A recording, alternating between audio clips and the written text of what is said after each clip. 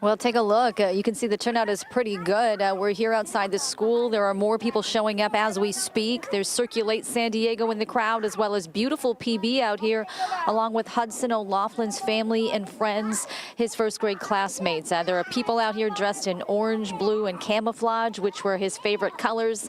So we're going to hear from several speakers before the walk honoring this 6-year-old boy begins. Bright, curious, and full of light, 6-year-old Hudson loved science. He loved cycling, swimming, skating, and building creations with Legos. He was a first grader at McKinley Elementary. Loved ones say he brought joy and kindness to everyone he met. According to a GoFundMe page, Hudson had dreams of becoming a military scientist one day, and his love for learning was matched only by his love for his family. Heartbreak for that family really is all that we can feel. It's just, I can't even imagine, as any of us would say, that how painful that must be. Katie Matchett is part of Beautiful PB, one of the groups organizing today's memorial walk, along with Circulate San Diego.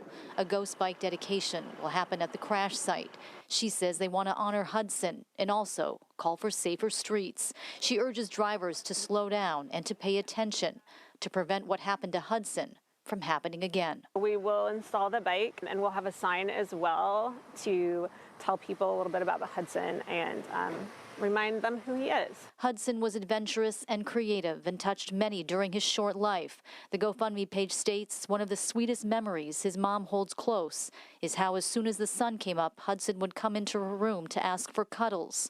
Those quiet, loving moments were a daily reminder of the deep bond they shared. And back out here live, we may hear from Hudson's parents today. It just depends on how they're feeling, if they're up for talking. Once the speakers wrap up, that 2-block walk to the crash site will begin. My colleague Steffi Roche is out here as well, and she'll have that part of the story coming up on later editions of CBS 8. Carlo and Anna. Kelly, we know the driver that's accused of hitting and killing Hudson was already arraigned on charges. She entered a not guilty plea. But I understand the family has an attorney and potentially could be filing a lawsuit against the city. Is that right?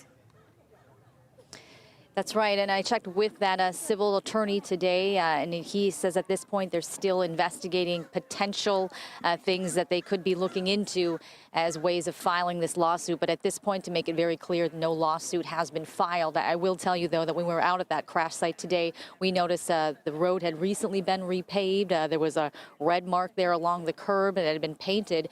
And I will say the family, apparently through the attorney, says they're pretty upset because they're like, you know, why did it take our son's death for the city to make this area, which apparently was dangerous to some, make it a little bit safer? As for that criminal case, I can tell you there's some people in this community that are pretty upset. The defendant only faces a maximum of 6 years behind bars. In the meantime, a sad day for the community, but honoring a wonderful life taken too soon. Kelly Hessedall reporting live. Thanks, Kelly.